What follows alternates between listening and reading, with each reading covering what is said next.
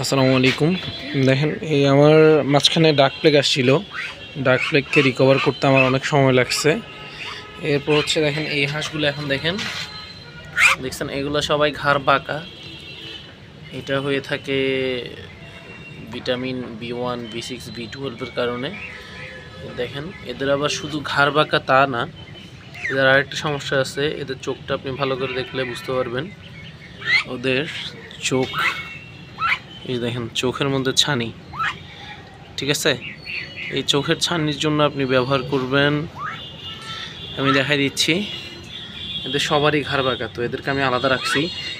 এই চোখটা সুস্থ, এই চোখটা সুস্থ, দেখেন এই চোখটা অনেক ক্লিয়ার।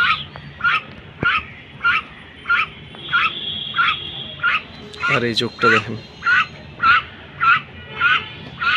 তো যেটা বলছিলাম, আমার এই দেখেন এই হাঁসের এই চোখটা দেখেন, এটা ঘোলা, এটাতে আপনার ছানি পড়ছে। এই চোখটা দেখেন, এটা একদম ক্লিয়ার। তো এদের সবার ডার্ক প্লেগ প্লাস আপনার এই সমস্যাগুলো একসাথে ধরছে। তো এদের চোখের ছানির জন্য আমরা যেটা ব্যবহার করতেছি, এটা হচ্ছে এই ড্রপটা, সিপ্রোডিভেট, সিপ্রোফ্লক্সাসিন ক্লোরাইড আর ডেক্সামেথাসোন। এই ড্রপটা আপনি চোখের সমস্যার জন্য ব্যবহার করতে পারেন। আর হচ্ছে থায়াবিন, ঘাড় পাকার জন্য থায়াবিন ব্যবহার করবেন, সেটা আমি দেখা দিচ্ছি। সেটার জন্য আমরা এই ওষুধটা ব্যবহার করে থাকি। এটা সব জায়গায় অ্যাভেলেবেল হয়তো না, ওই থায়াবিন নামেই সবচেয়ে বেশি অ্যাভেলেবেল। থায়াবিন এবং বিটা-3 একই জিনিস। থায়াবিন হচ্ছে FF কোম্পানির, আর এটা হচ্ছে একমির। আপনি চাইলে এটাও ব্যবহার করতে পারেন। এটা এক প্যাকেটের দাম মাত্র 20 টাকা।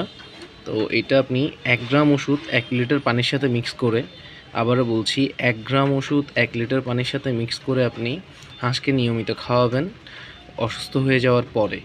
মানে যখন ঘাড় পাকা হয়ে যাবে তখন আপনি 1 গ্রাম ওষুধ 1 লিটার পানির সাথে দিবেন, যতদিন পর্যন্ত তাদের ঘাড়টা সোজা না হয়।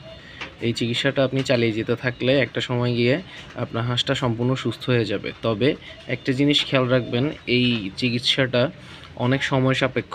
এই চিকিৎসাটা দেওয়ার সময় আপনার অস্বস্তি লাগতে পারে, কারণ এত চিকিৎসা করছেন এরপর আপনার হাঁসটা সুস্থ হচ্ছে না। এই চিকিৎসার জন্য আপনাকে প্রায় 1 থেকে 1.5 মাস অপেক্ষা করতে হতে পারে, তবে আপনার হাঁস সুস্থ হয়ে যাবে।